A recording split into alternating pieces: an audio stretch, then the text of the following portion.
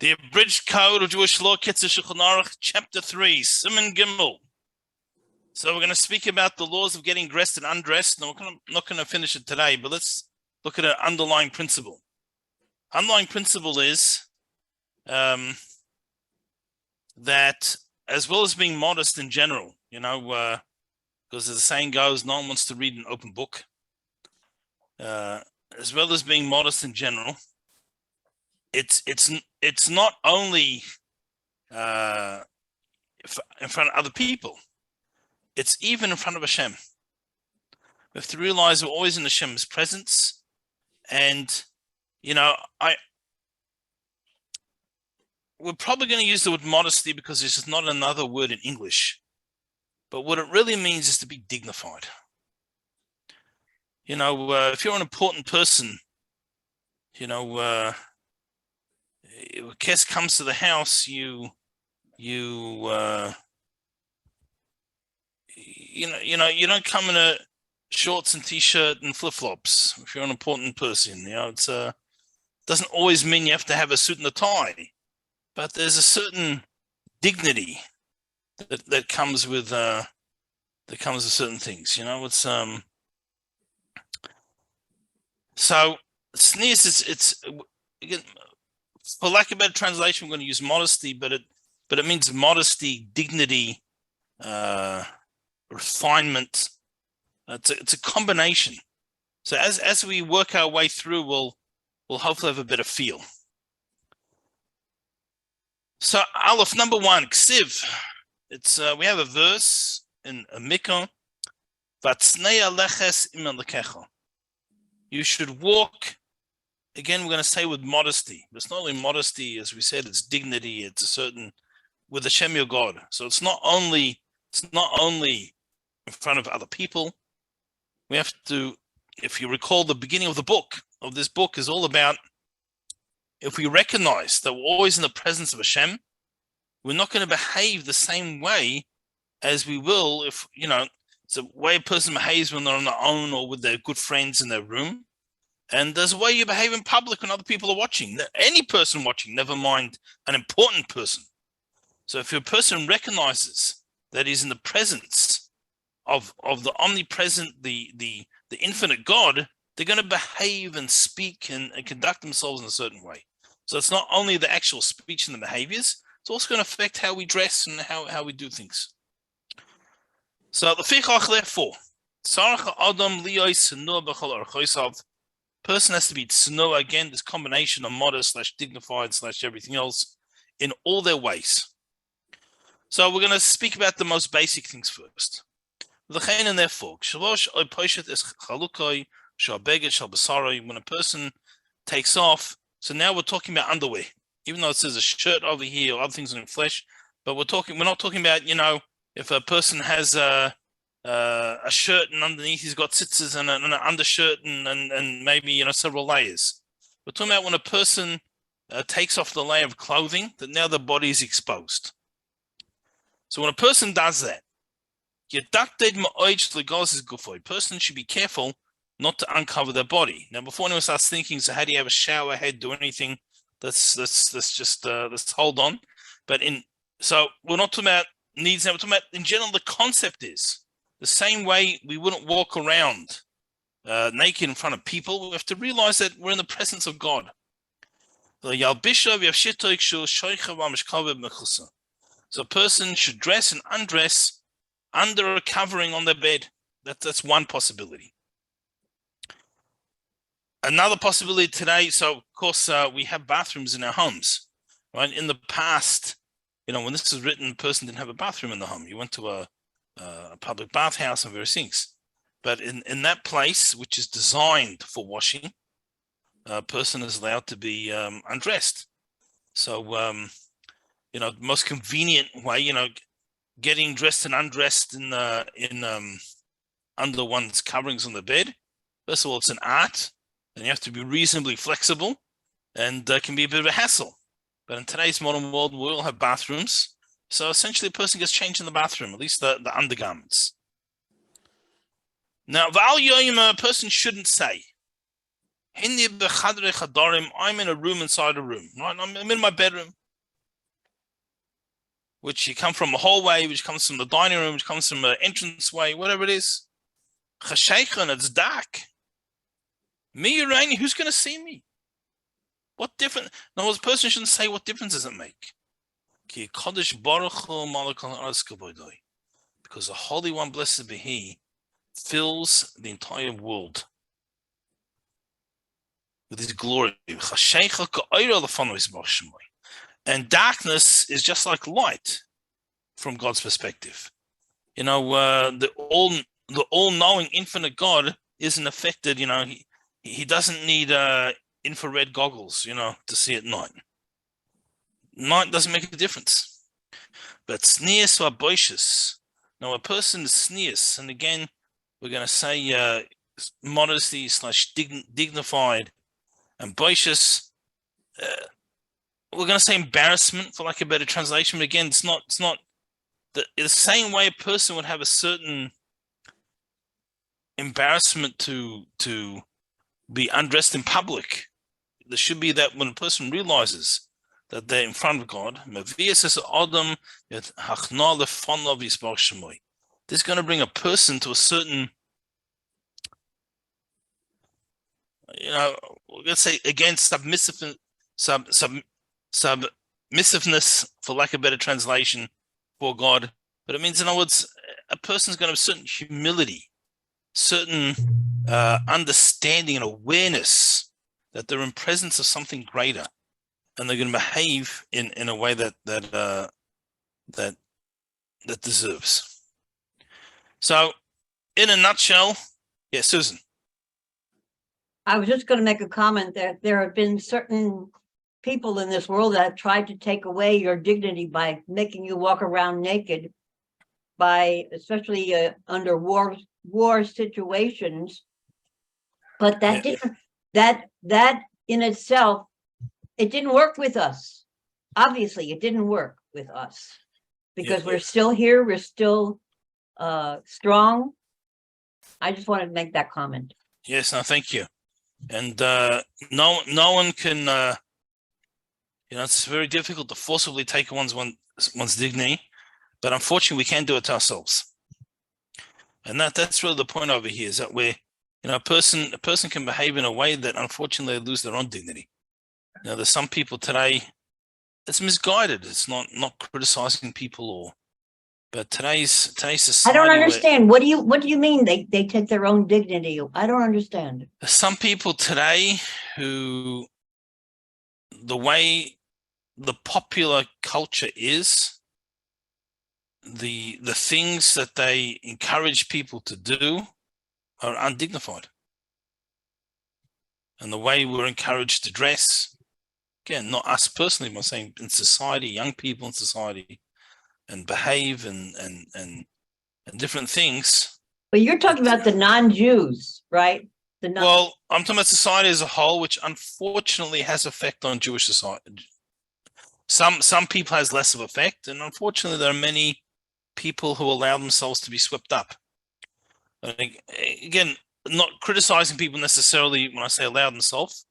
You know, it's some people just don't have the knowledge otherwise, and they're not aware of spirituality. They haven't been exposed. You know, it's you know, not to do with this particular point, but about being exposed. You know, there was, you know, in just to give that idea how many people aren't exposed to certain ideas, positive ideas. You know, in Israel, in a lot of areas, when it comes to religious observance, there's a status quo. So when they started the state, if there were buses on that street, so there's still buses. There weren't, they don't make buses on Shabbos. You know, talking about on Shabbos, there was a status quo for religious observance, including Shabbos. So there's one area of Jerusalem where the status quo was there wasn't the movie theaters closed before Shabbos.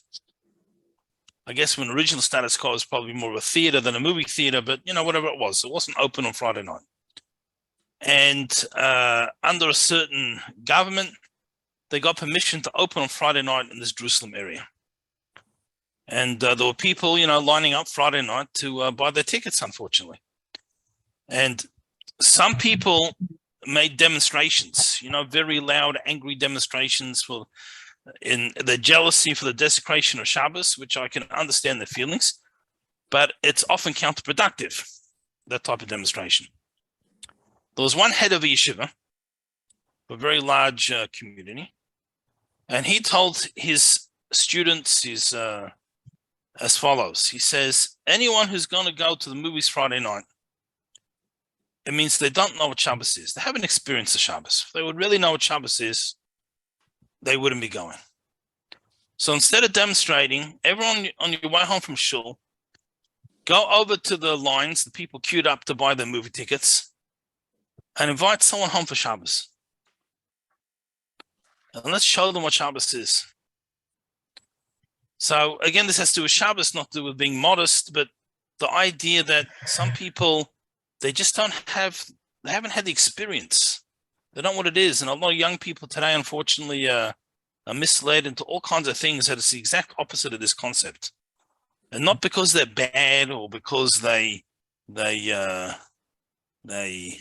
want to do a wrong thing or they want to be undignified. It's just they don't know better. And the other problem is that when people tell them, they misunderstand. They don't realize that people tell them this is for your benefit. They think people are trying to tell them conform to what I want, when that's not the case. It's people trying to help others to treat themselves with dignity. But anyway, that's that. We get off the topic for a little bit, and we start because it's this concept of dignity, and we speak about chukas hagoyim. So let's try and explain this concept a little bit before we sort of get to the laws. There are certain things that all human beings do. It's got nothing to do with being Jewish or not Jewish. So let's just give an example. Everyone wears, let's say doctors wear doctor's coats, for hygiene. Right? It's got nothing to do with Jewish or not Jewish. It's to do with hygiene. Or a welder wears a mask over his face. It's for protection. It's got nothing to do with Jewish or not Jewish. It has a certain purpose. Then there are certain things that have to do with one's culture. And so, not so much today. Today, like nearly the entire world is just like another state of the United States due to the influence of media and various things. But in the past, there were certain nations that had certain hairstyles. Mohicans, as an example. There were certain nations had certain hairstyles. Certain nations had a traditional national dress. And many of these nations, it's not only a nationalistic or a tradition. Sometimes it's the climate that as a factor, but often has to do with their religious beliefs, rooted in idol worship often. And therefore, it's inappropriate for a Jewish person to follow in these ways, to dress or to have certain customs. Let's say, for example, let's just use an example. Let's say Halloween, as a modern day example. Now, although most people observe it today, it's got nothing to do with the pagan ideas behind it. It's just become like a cultural, almost like a secular festival. Nevertheless, it's rooted in certain ideas, and it's perhaps not appropriate for a Jewish person to, you could even claim today that, the festival that the non-Jews celebrate on December 25th, for most non-Jews today, he's got nothing to do with religion. Just become part of cultural America. So maybe a Jew should also have a tree, just be part of the fun. But we're going to say no. All these things are what we're going to call chukas hagoyim. It's the ways of, it's specifically non-Jewish ways. So it's not, all the Jewish guys, all the welders I know aren't Jewish and they wear a face protection, That's not what we're talking about. We don't mean, so that's a non-Jewish way, so I won't wear one. You can wear you're meant to wear face protection. Look after yourself. What you mean are behaviors or dress or customs or festivals that are rooted in a specifically non-Jewish way or non-Jewish source. And Jews aren't meant to go, we're meant to be different. So that's the underlying principle. So base number 2. Ein holchem b'chulkas hagoyim. We shouldn't go in these chulkas hagoyim, in these specific non-Jewish ways. V'loi metamim lahem, and not to try and be similar, to copy them. Loi b'malbush, not in clothes, loi b'sar, not in hairstyles, gates for him. You know, today,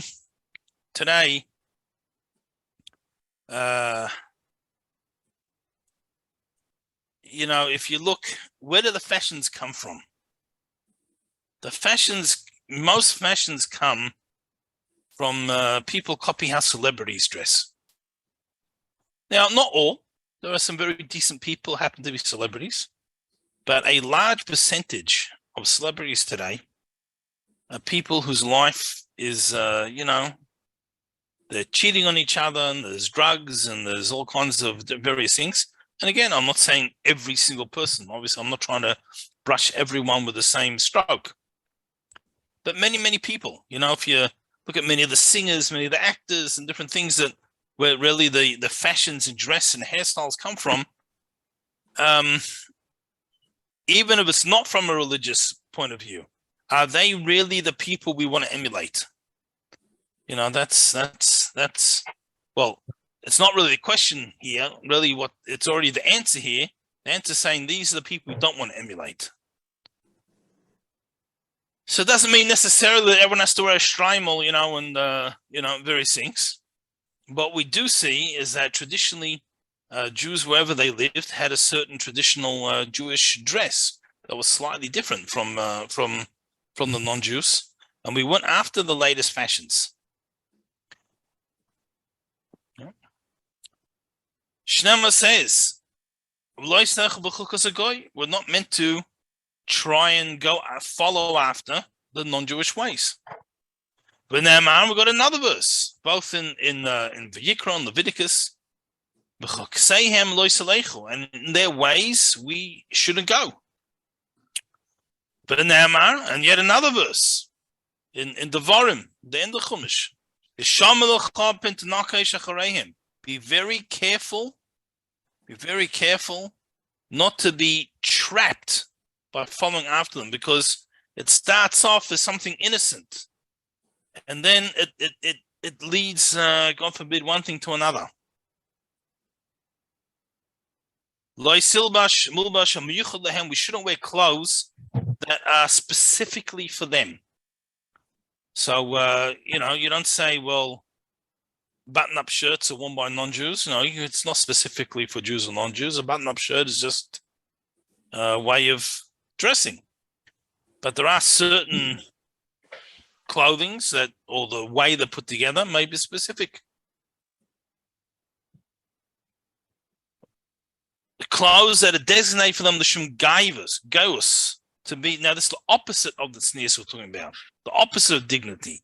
So again, often we're going to translate this word as conceitedness, but it means not this humble, spiritual, dignified manner.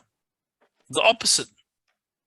Today's world, to make oneself stand out, right? Why when people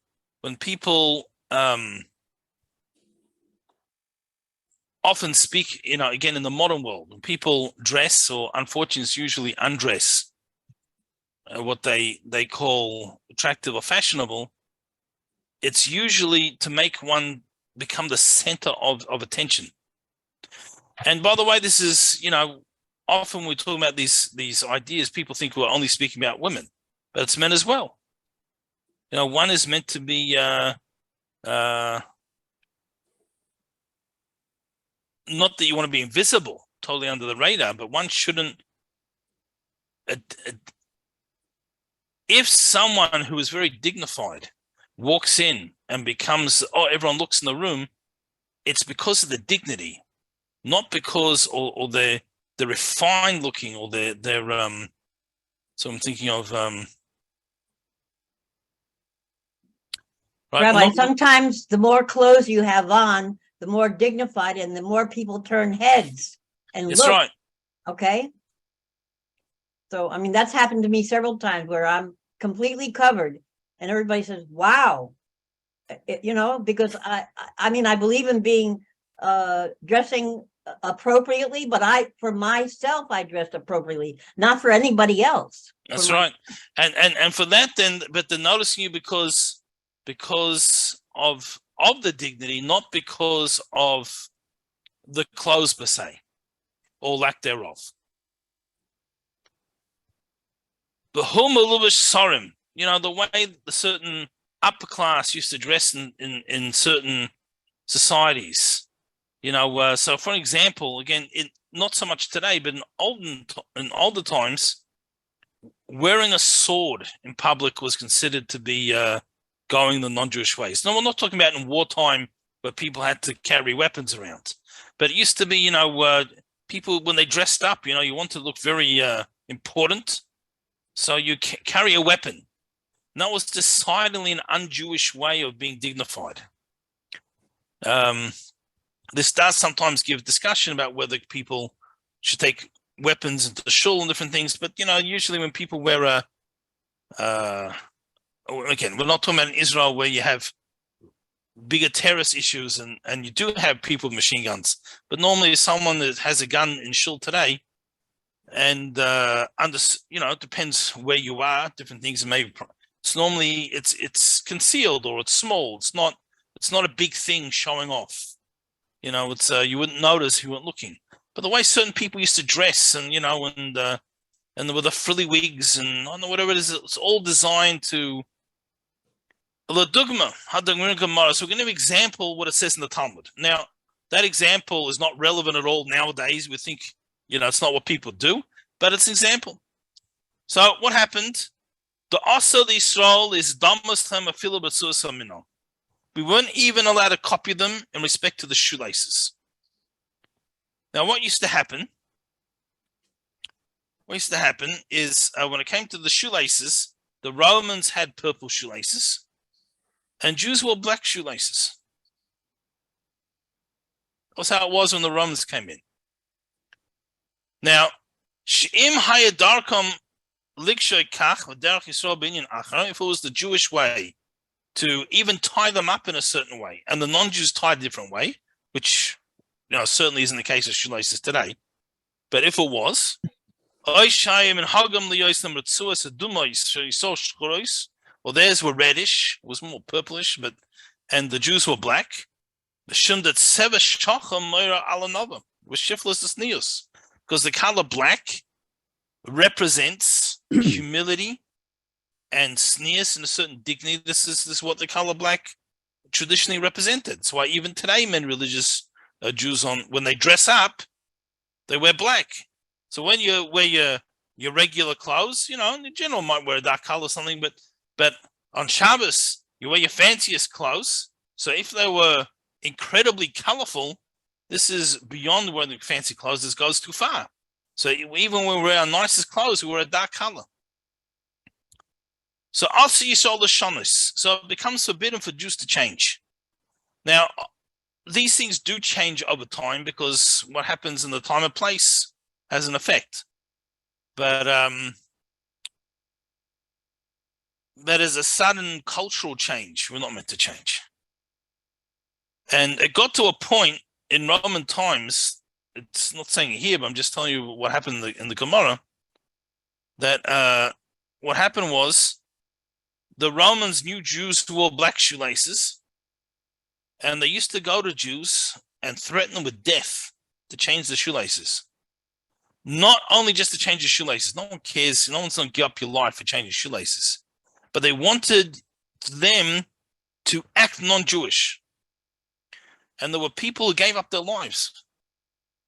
Not because you have to give up your life and not change your shoelace, but because it was an attack on their Judaism. Just to give an example of the difference. Normally there's only three things that we have to give up our life to keep the mitzvah, and that's idol worship or murder or immorality. But let's just give an example. Let's say a bank robber runs out of a bank on Shabbos, and he all of a sudden puts a gun. He says, "Drive the getaway car." So he's not trying to make a Jew break Shabbos. He just took the closest guy to drive his getaway car. So you don't have to give up your life. The life.